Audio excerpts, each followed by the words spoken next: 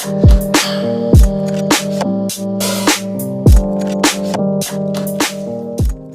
Cool. you were saying. Yeah. Why did you move to St. Kitts? Well, I was actually planning this for about 3.5 years because I came here in 2017. This is where both my parents are from. My first point of call for heritage. And after that trip, it just something just clicked inside. I was like, why haven't I been here as an adult more times than now? And then yeah, for the past couple of years, I've just been planning and researching, just seeing what I could do out here.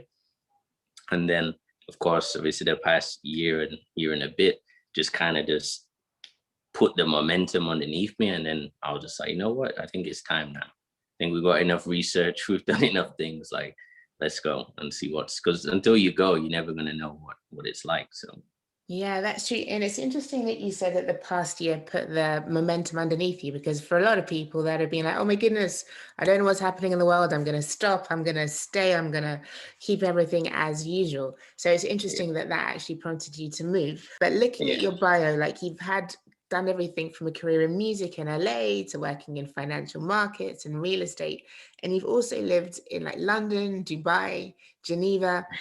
Given that international array of destinations, what about St. Kitts made you think, okay, this is where I want to move? When the world is falling apart, this is the island where I want to be based. yeah. Well, I would say first of all, because I'm a citizen of here, I'm a dual citizen. So this is something that I really, put a lot of energy and effort into. And it's home. Do you know what I mean? It's like there's nowhere I've been in the world where I came immediately and just felt like, this is where I should be.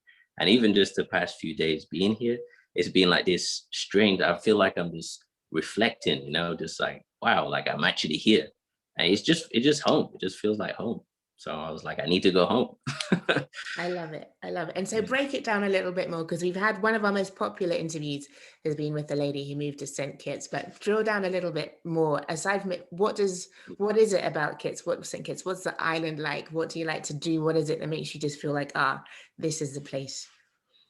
Yeah, well, I said it to a friend a while back. It kind of reminds me of like a even more tropical version of Los Angeles because it looks similar with the hills and everything. That's what I liked about there. But in St. Kitts, obviously the weather that's goes without saying, and the tranquility. Obviously the people are very warming. The amount of help that I had just even in a few days. Cousins and policemen. Helping out people in the hotel, just that community, that's really what drew me back. I was like, I've been searching for that, that element of community, and immediately within days you experience it. And to me, that's the thing that really just lights me up, it really charges me up. So just feels good to be back.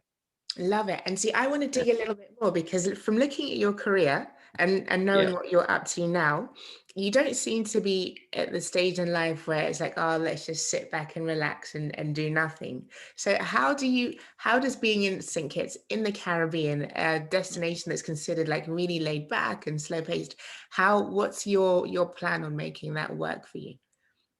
Yeah, so it was a good question. I mean, the past few years, again, I've been working on making all of my business digital. So literally since I came back from the last trip, I was like, okay, everything that I'm doing now has to just be computer and phone. And I made that even this interview now, I'm on my phone, wireless microphones, everything. So my whole office is digital. And I guess even being in fast-paced places before, it's kind of a nice contrast because it's like you can still go fast paced online, but then when you want to take a break, you slow down immediately. And I think that's what I was lacking. That's why I feel so calm at the moment. And generally, I feel, on a side note, there is a ton of opportunities out here.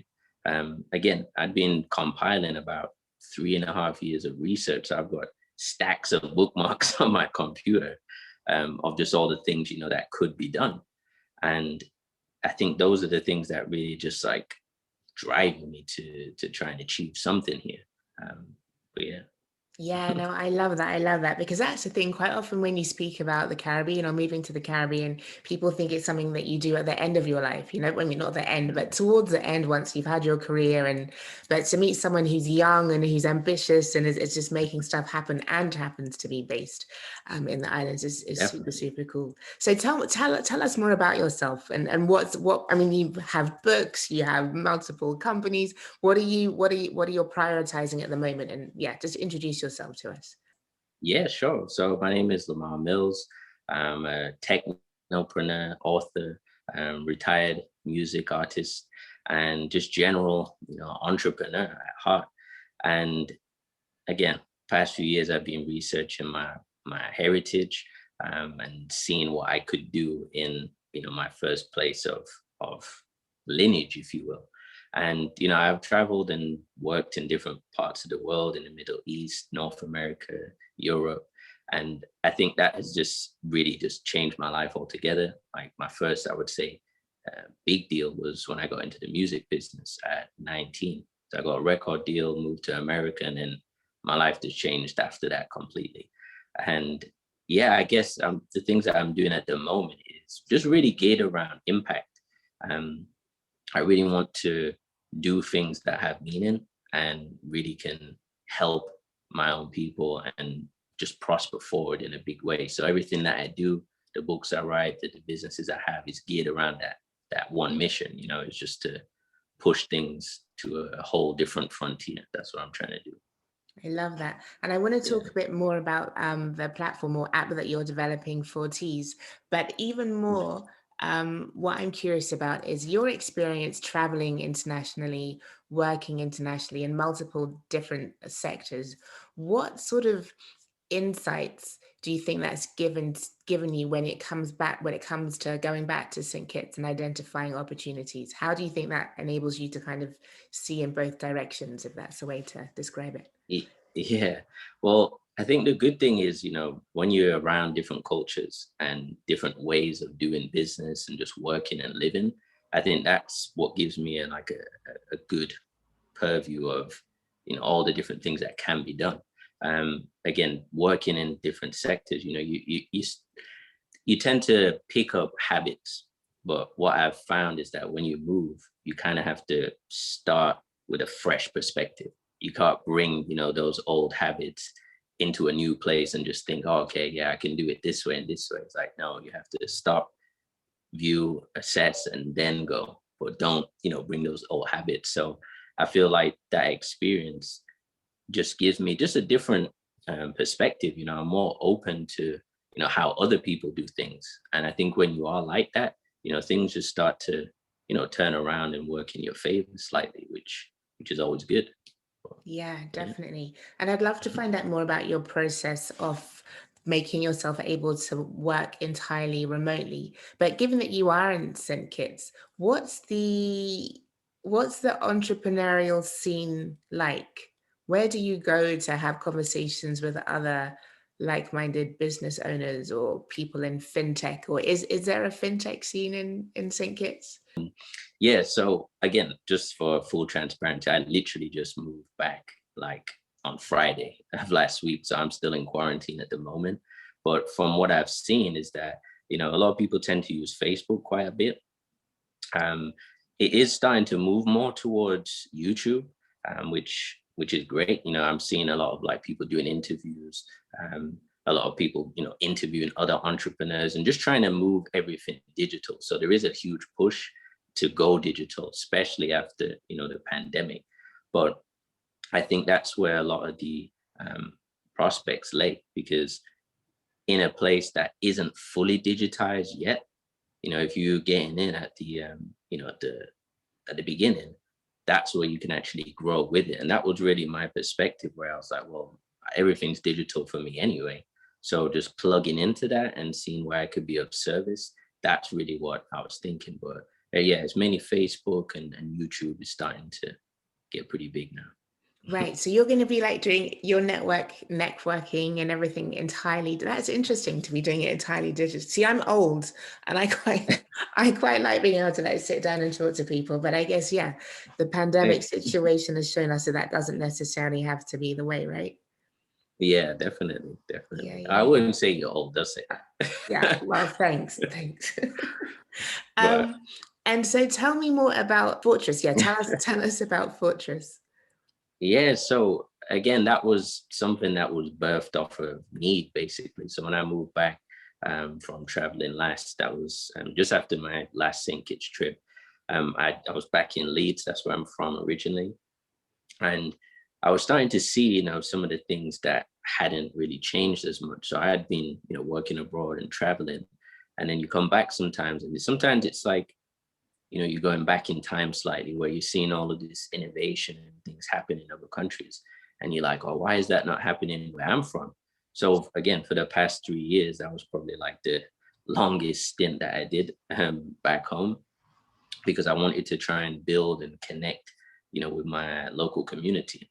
And Fortress really came about from the need for people to get access to capital. That seems to be like a reoccurring challenge for people that are like us in the community. So I got my hat on. I started to think about ideas, testing different things, and then I was like, well, I'm going more down the financial and technology route. So it just made sense to combine the digital and the finance and just put it into a platform where people can again get some benefit from that. Yeah, and so tell us how it works because it's kind of Yeah, based sure. on the traditional Carib. We call it susu in Grenada. What do you call it in St. Kitts? Back in England, the people from there call it partner hand. So it has different names. So again, that was one thing where I was like, okay, well, out of all of the methodologies, that seems to be the reoccurring technique that our people use. But some of the challenges, sometimes it's like trust, sometimes it's, people not paying on time and, issues happening. So I looked at that. And when I started talking with my co-founder, it was like, well, we need to really add in some kind of risk management algorithm or techniques to just, mitigate those things happening. Because it is a method that has worked and did work, for people like my grandmother when she moved to to the UK in the 50s. So taking that inspiration, but also trying to cement something of our culture for the next generations, that was important to me as well. Because now, with all the technology and everything, it's easy to just, forget about all of the old things that worked. But with Fortress, we really wanted to try and keep that heritage going whilst adding, some extra techniques to it as well. So Yeah. I was asking, how does it work? Yeah. So probably the easiest way is, for example, you have 12 members in a group, and over a calendar year, each individual member will get a payout. So everybody will collectively save a fixed amount every month. And that same amount totals up to one figure that each person gets paid every month. So it's a way to obviously enhance your financial discipline, to get used to saving. But also, if you think about it, for example, if you were to save, let's say £100 every single month, you're going to get to 1200 by the end of the year. But for example, if you were somebody who were to get paid in May, you may be able to get that same 1200 in the fifth month of the year as opposed to the 12th. So we have it on a flexi basis. So people who are, coming more at the end of the calendar, they pay slightly a bit more. But people who are taking because they're taking most of the risk, and people who get paid a bit earlier play slightly a bit more also. So it actually calculates and balances out. So everyone gets paid the same amount, but it's based on the risk element. So we have quite a few questions that we ask within the app just to give us, an indication of how, that individual will cope over that course of the year. So it's all done on the app.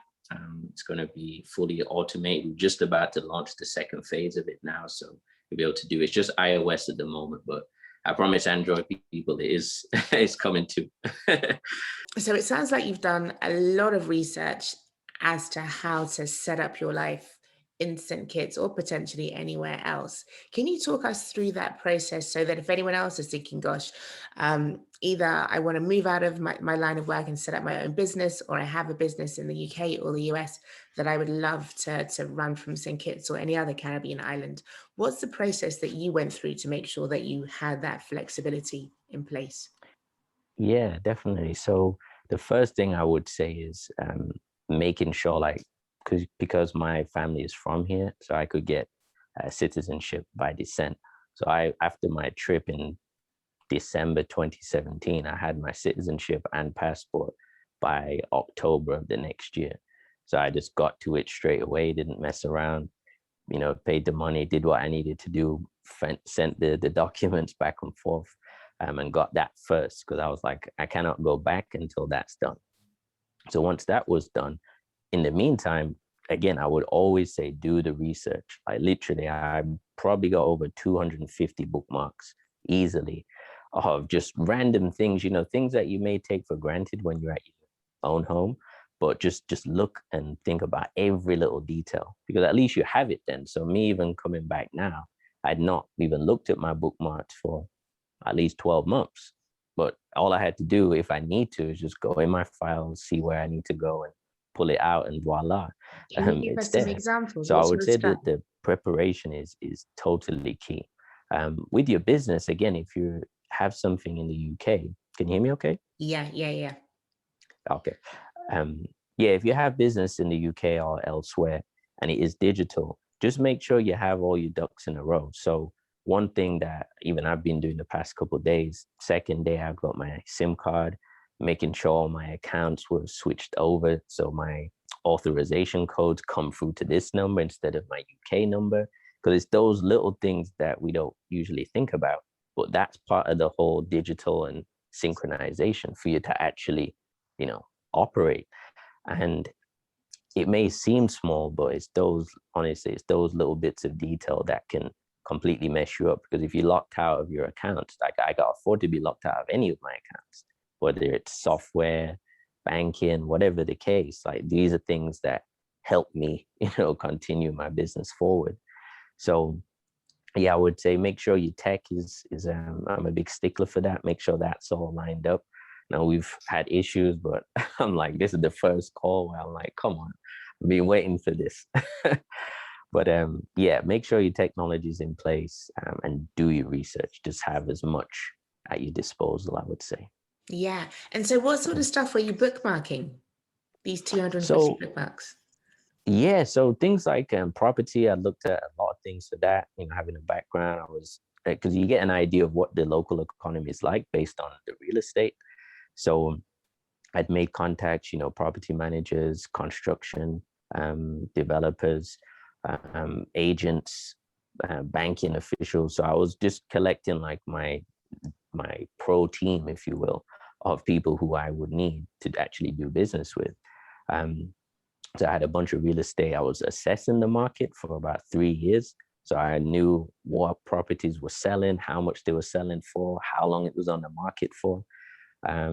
Things like regulatory requirements, things for Fortrese, where I was like, okay, we may need that in the future.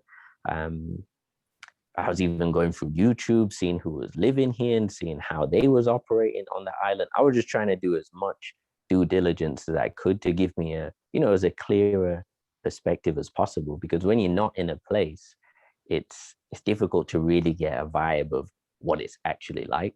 So having that combination of different pieces, it does actually create that picture for you.